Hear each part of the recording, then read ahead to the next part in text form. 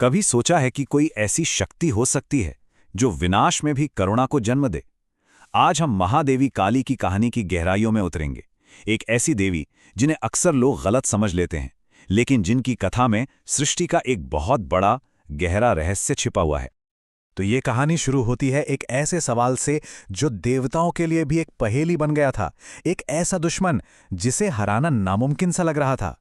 जरा सोचिए, ऐसे दुश्मन का सामना कोई कैसे करे जो हर घाव के साथ और भी ज्यादा शक्तिशाली होता जाए। ये दुश्मन था रक्तबीज, एक ऐसा दैत्य जिसे एक वरदान ने लगभग अजेय बना दिया था। वरदान ये था कि उसके खून की हर एक बूंद जो जमीन पर गिरेगी, उससे एक और रक्तबीज पैदा हो जाएगा।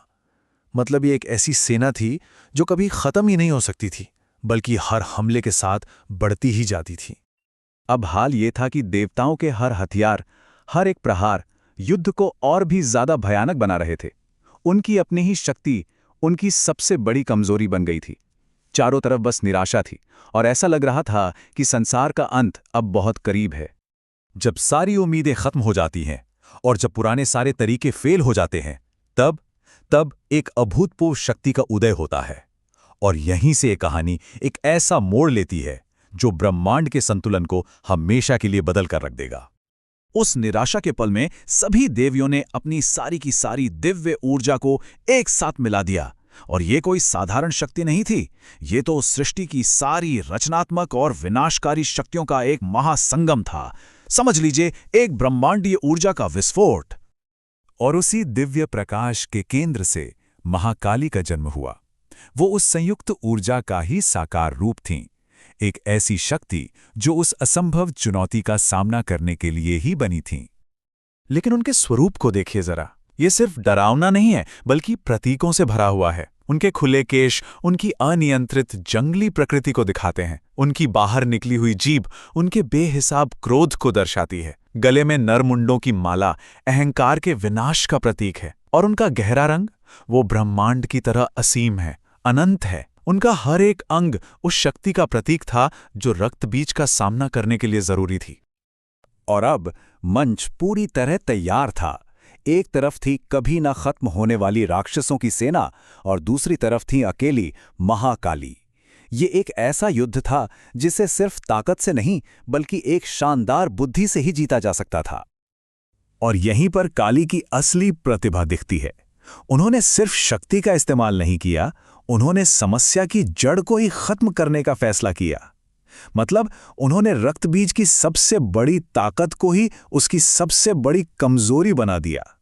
उन्होंने उसके खून की एक भी बूंद को जमीन पर गिरने नहीं दिया। उसे पीकर उन्होंने उसके वरदान को ही बेकार कर दिया। और बस इसी अनोखी रणनीति के साथ रक्तबीज का अंत हो गया। दुनिया बच गई, देवताओं ने राहत की सांस ली। लेकिन जीत की ये खुशी जल्द ही एक नए और शायद उससे भी बड़े डर में बदल गई।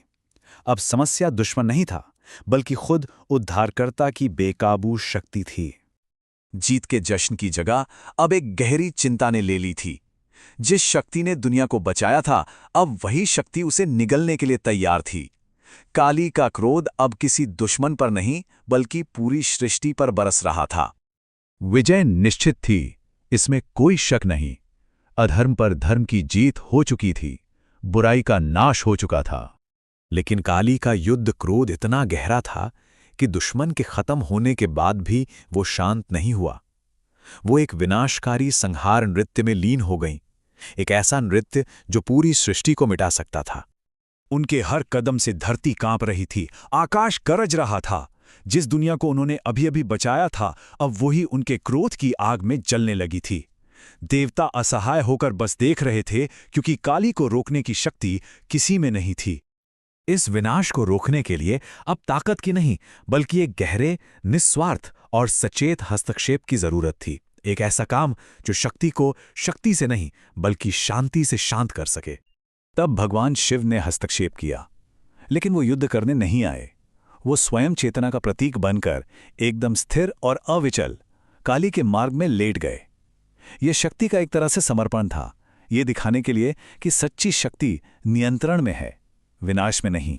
अपने विनाशकारी नृत्य में पूरी तरह से खोई हुई काली को इसका पता ही नहीं चला और उनका पैर शिव के शरीर पर पड़ गया। ये कहानी का क्लाइमैक्स था, जब असीम अनियंत्रित शक्ति यानी प्रकृति का सामना हुआ परम स्थिर चेतना यानी पुरुष से। और उसी एक पल में जैसे कोई बिजली कौंध गई हो, उनका उन्माद टूट गया। शिव के स्पर्श ने उन्हें अपनी ही शक्ति की विशालता का एहसास करा दिया। उन्हें समझ आया कि वो क्या कर रही थी।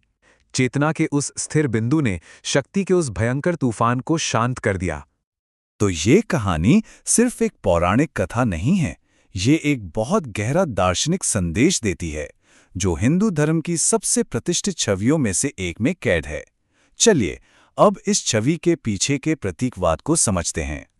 ये जो प्रसिद्ध छवि है, जिसे हम काली मूर्ति के रूप में जानते हैं, वो सीधे कहानी के उस क्लाइमैक्स वाले क्षण से जुड़ी है। ये सिर्फ एक देवी की मूर्ति नहीं है, ये एक गहरा दार्शनिक विचार है।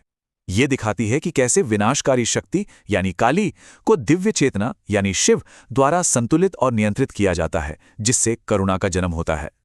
और यहाँ एक बहुत अद्भुत परिवर्तन होता है। उनकी बाहर निकली हुई जीभ, जो पहले अनियंत्रित क्रोध का प्रतीक थी, अब शर्म और आत्मबोध का प्रतीक बन जाती है। ये उस पल को दर्शाती है जब उन्हें अपनी ही अपार शक्ति का एहसास होता है और वो आश्चर्यचकित हो जाती हैं। तो इस पूरी कहानी का सार क्या है? काली सिर्फ विनाश की देवी नहीं है, वो हमें सिखाती हैं कि कभी-कभी बुराई को खत्म करने के लिए प्रचंड शक्ति की जरूरत होती है, लेकिन सच्ची शक्ति उस शक्ति को नियंत्रित करने और आत्मजागरूकता में ही निहित है। वो विनाश और करुणा के पूरे चक्र का प्रतिनिधित्व करती हैं। और ये कहानी हमें एक गहरे सवाल के साथ छोड़ जाती है। क्या सच्ची परम करुणा को समझने के लिए पहले परम विनाश की क्षमता को समझना जरूरी है? क्या एक के बिना दूसरे का अस्तित्व संभव भी है? इसी विचार के साथ मंथन के लिए ये सवाल आपके पास छोड़ते हैं।